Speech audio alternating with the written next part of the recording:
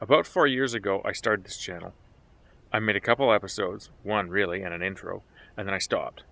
They were fine as far as they went. I was just reconsidering whether I really was up to this. Well, I haven't stopped thinking of it for those 4 years, so I'm going to try it again, at least so that I can decide whether it's something I want to do. I'll say a little bit more about that at the end of this, but I want to get to my revised intro for the channel so you know what it is I'm up to. Whether you're a guest and I'm sending you this as part of my invitation, or whether you're a viewer who's just wandered over here, I want to tell you what it is that I'm trying to do. The first thing is it's conversations entirely, or almost entirely to start anyway. And it's not so much a matter of being about getting at facts that my guests will have, as much as having a particular experience. I don't want to think too much about my viewers. I want to focus on me and the person I'm talking to. I want to focus on gaining a sense of what it's like to be them in a particular way. There's different kinds of people I want to have on, and so there'll be different sorts of experiences that I'm trying to get. But the focus is more on me having this experience that will leave me improved, hopefully, and less on getting specific facts from them. There will be facts. I think it's useful, but it's not the focus. I'm not going to try and convince anyone of anything, and hopefully my guests won't be trying to convince anyone either. I have a few things here I'm going to quickly read out just to give you a sense in a sort of jumbled impression type of way, and then I'll talk more about them. I want this to be honest, humble, informed, vulnerable, and responsible conversation. I want to focus on giving me an experience or experiences and taking in their perspectives and not telling anyone what to think or feel. Here are some general rules I would follow each episode. They're guidelines. They're meant to give you a sense of the spirit of the thing. It's not that they're specific things I would do every time. I want to keep statements and questions as humble and personal as possible. I want to vulnerably admit something every time, hypothetically. I want to ask an uncomfortable question from my guest. I want to be very well prepared. And finally, I want to interview like an artist, be indulgent and inappropriate. So in general, what I'm aiming for is to be if I was going to put it in negative terms, there are interviews I've seen and I didn't like them, and I'm doing this in the opposite way. The goal is to not be polished and professional in the sense of appearing to be untouchable and asking my guest awkward questions and putting them on the spot and putting them in a position where it's impossible in the amount of time they have to answer. These are going to be long conversations, I think between 1 and 3 hours probably, and probably the average will be around an hour and a half. And I'll help them answer a question if that seems appropriate, but I'll also question their answer. I'll vulnerably admit things that I feel in relation to them, or in relation to the subject we're talking about. As I've said before, I don't want to try and convince anyone of anything. I want to... What else do I want to do?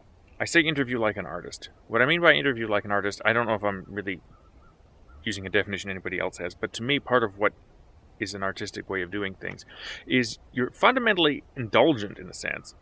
You focus on how you feel, how you think, or I'll put it in my terms. I focus on how I think, how I feel, and I hope that is useful when I express it for other people. I hope in an interview, if I say something that I happen to be feeling, that it will be useful because other people will be feeling it too. I don't want to be thinking too much about the audience, but hopefully, in fact, I am acting as a proxy for them. I want to have a style. When I say inappropriate, I've already kind of covered indulgent, but when I say something inappropriate, what I mean is, rather than, I want to be responsible for what I say. And I don't want to be pretending that I'm more polished that I'm not a person with inconvenient thoughts, inappropriate thoughts, questionable opinions, whatever. So I want to present these things for my guests to respond to. I think it can make it more fun, and I think it makes it more honest. What else do I have? Well, and that goes along with it being humble and personal, which are also points that I have here. So, for example, I'm going to use a concrete example. I used it in my first intro because I think it's really useful for expressing what it is that I'm trying to do. Let's suppose one of the things that I know I want to do is talk to people who have some trait, some condition, something that I think is unusual in a distracting way. You could say that everyone is unusual in some way, and that's probably true, or even multiple ways. But there are certain things that stand out as being more distracting, more controversial, more off-putting, whatever it is. Whether it's a medical condition or, let's stick something. Anyway. So the example that I think is really good for this is, say someone's missing an arm. And I do hope to have someone on who's missing some limb. It's not like it's a big deal in terms of, they're not doing anything radical. But if I were to meet them just in passing or at the store, I might feel a number of things that I don't know what to do about. I might feel awkward. I might feel uncomfortable. It might look strange to me. It might be off-putting or even disgusting. I might be curious. I might want to look and ask questions, but I'm going to try and be polite and not do those things. In an actual conversation, such as I hope to have, we'd do the opposite. We'd completely discuss everything. I'd tell them how I feel, and they could respond to it, and we could go back and forth. And whereas in other conversations that I've heard on YouTube or elsewhere, there is often, not so much with something like that, but a rushing to be as accepting as possible, as soon as possible, and to tell the audience how to think, how to act, how to feel. Don't say these things to someone who's deaf. Here's the appropriate way to deal with someone who's missing a limb. That might be useful information, but it's not what I want to do. I want to focus on what may be, I'm not positive, an underdeveloped, underrepresented perspective. What I want to do is focus on it really directly.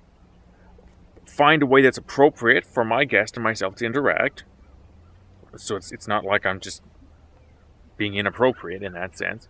But find a way to interact, but completely, as much as possible, process whatever this thing is that's different.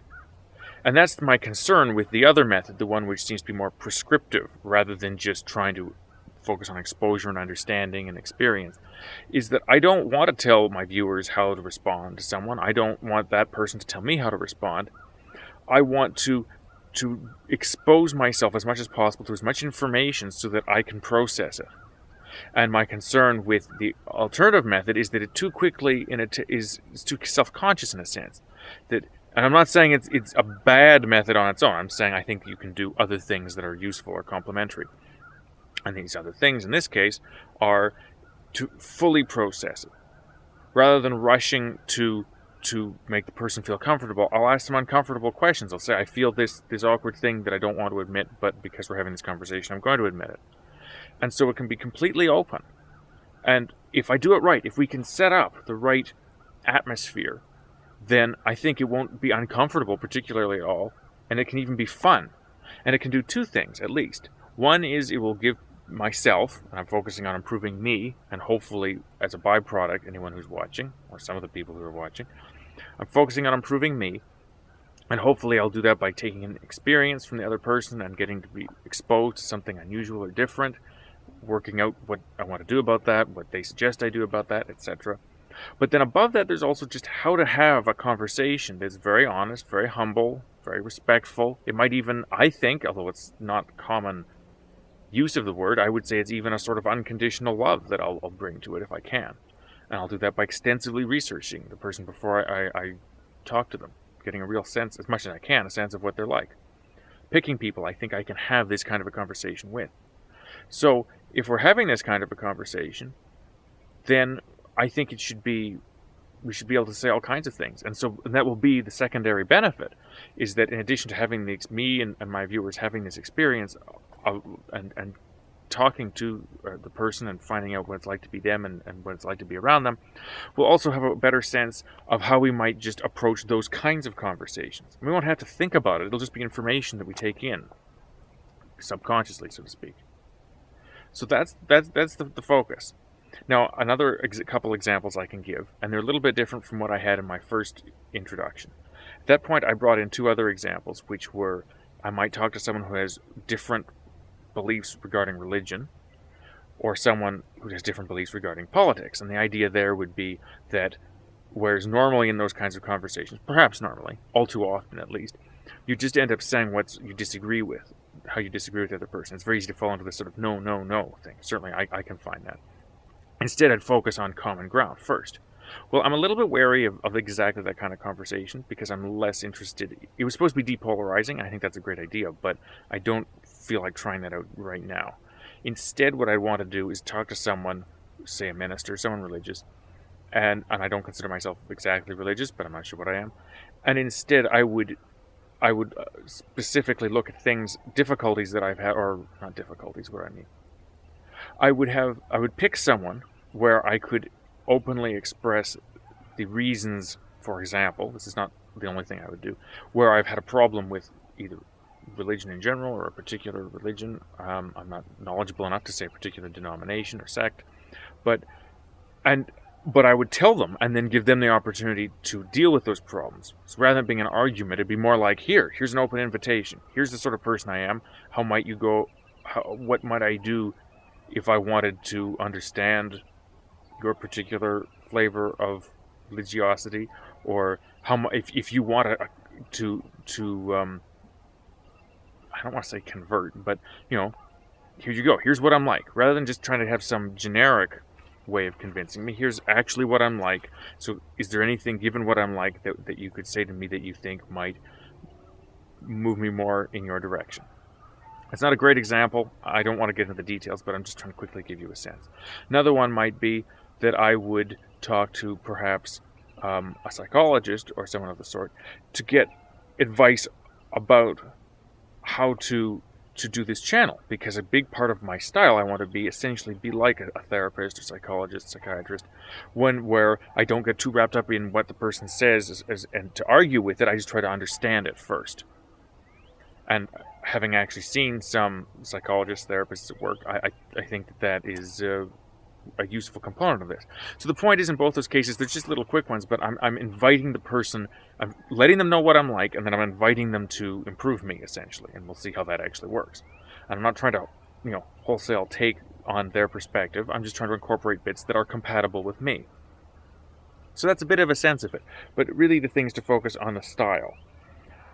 Finally, I said I'd say a little bit more about what I'm doing right now in the short term, as this is my reboot of the channel and what I'm going to do differently.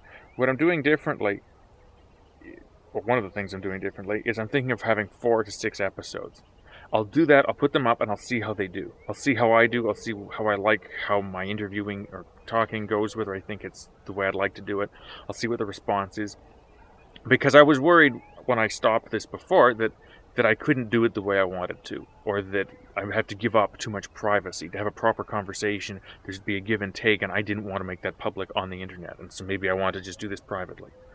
So I'm going to do that, and hopefully that'll leave enough of a chunk of videos that if that's all I do, 4 to 6 videos, it'll still stand on its own as a little grouping of videos with a similar style, and they'll stand on their own. I won't feel like I've betrayed, in a sense, the guests that I've had by making one video with them and then taking off. So that's the plan. We'll see how it goes. If I'm sending this to you as part of an invitation, then the question is, would you like to help me? Do you want to take part?